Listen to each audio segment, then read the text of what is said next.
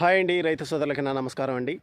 ఈరోజు వీడియో ఉల్లుకోడి అంటే ఏమిటి, దాని నివారణ ఏంది, దానికి ఏ మందులు కొట్టుకోవాలి, మనం ముందుగా ఏ జాగ్రత్తలు తీసుకోవాలి, ఈ వీడియోలో మీకు తెలియజేస్తానండి. నా వీడియో లాస్ట్ వరకు చూడండి, చూసి ఒక లైక్ చేయండి ఫ్రెండ్స్కి కూడా నా వీడియో నచ్చినట్టయితే ఫ్రెండ్స్కి కూడా షేర్ చేయండి. సరే ఫ్రెండ్స్, ఉల్లుకోడి గురించి మనం ముందుగా తెలుసుకుందాం. చిరుపొట్ట దశ వరకు ఆశించేది ఉల్లుకోడు అంటే అది సన్న గొట్టం మాదిరిగా. ముందుగా ఉల్లుకోడిని అయితే మీకైతే చూపిస్తాను. ఇది బీపీటీలు అండి. ఈ బీపీటీలో ఈ ఉల్లుకోళ్ళు అయితే ఉన్నాయి, మీకైతే చూపిస్తాను.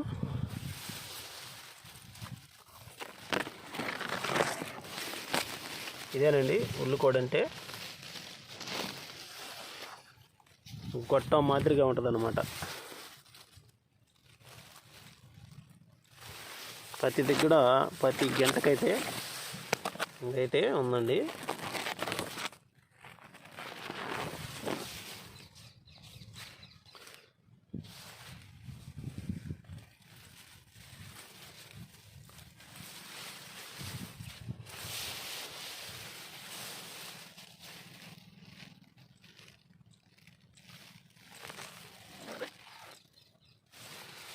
ఇది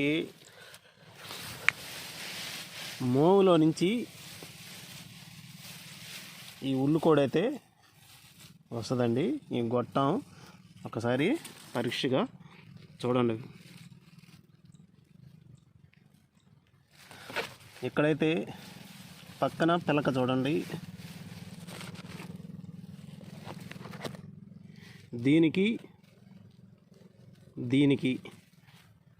ఈ రెండిటి తేడా చూడండి.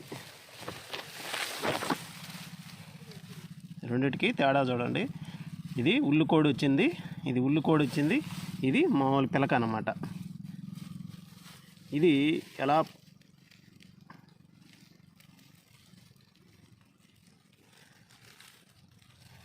ఈ ఊసనైతే పిరికేస్తున్నాను. ఇంకా అక్కడైతే ఎన్నైతే రాదండి.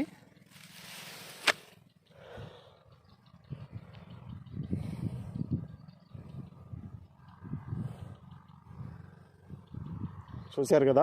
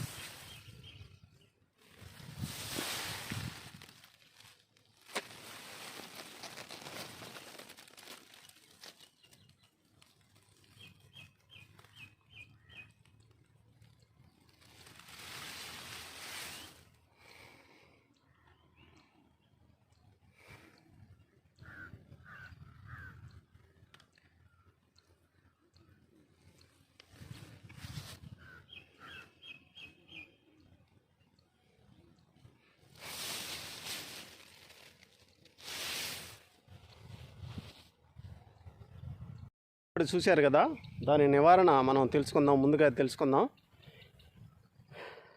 ఇది నారు దశ నుండి చిరుపొట్ట దశ వరకు ఈ ఉల్లుకోడి అయితే వ్యాపిస్తుందండి. ఈ ఉల్లుకోడి నివారణ కోసం మనం కొన్ని జాగ్రత్తలు అయితే తీసుకోవాలి. అవి ఏమేమి జాగ్రత్తలు అంటే, నీళ్లు నిలవరం ఉండకూడదండి. తర్వాత వచ్చేసి ఆ నీళ్ళల్లోనే పురుగు అనేది ఏర్పడద్దండి. అందువల్ల నీళ్లు తీసేయాలి. తర్వాత వచ్చేసి అధికంగా యూరియా వేయటం వల్ల, తర్వాత పొలం గట్ల మీద ఎక్కువగా ఈ గడ్డి ఉన్నందువల్ల, తర్వాత వచ్చేసి పొలంలో కలుపు ఉన్నందువల్ల ఈ ఉల్లికోడి తెగులైతే వ్యాపిస్తుందండి. మనం తీసుకోవాల్సిన జాగ్రత్తలు ఏంటంటే నీళ్లు నిలవరం ఉండకూడదు, మొత్తం తీసేయాలి. వేయటంగా ఉండాలన్నమాట. నీళ్లు నిలవరం ఉండకూడదు. మనం ఎక్కువగా మామూలుగా సపోజ్ ఒక ఉదాహరణ ఏంటంటే, మనం తొట్లో నీళ్లు ఎక్కువగా నిలవరం ఉంటే ఈ దోమగుడ్లు ఎక్కువగా నీళ్ళల్లో అయితే అది ఉత్పత్తి చేస్తుందండి. అందుకని తొట్లో నీళ్లు ఉన్న వల్ల ఈ దోమ ఏర్పడద్ది. తర్వాత ఎక్కువగా పాసి పట్టద్ది. రకరకాలు ఈ పురుగులైతే ఈ తొట్లో నీళ్ళల్లో అయితే ఉంటాయండి. అందుకని ఎప్పటికెప్పుడు మనం క్లీన్ చేసుకుంటాం నీళ్ళ తొట్టిని.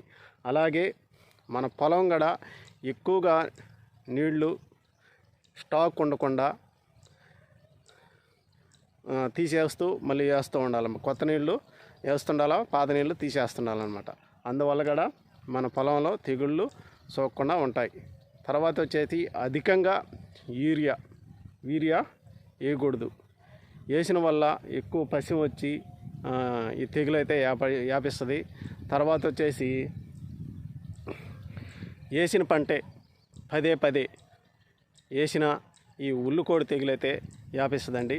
కానీ ఈ రబీలో వచ్చేసి ఎక్కువగా ఈ సీజన్లో ఎక్కువగా వాతావరణం అనుకూలించలేదన్నమాట. ఎక్కువగా ఇది మంచు చలి ఈ రెండిట్లు ప్రభావం వల్ల ఈ ఉల్లికోడి అయితే ఈ బీపీటీలకైతే నారు నుంచి అయితే వచ్చిందండి.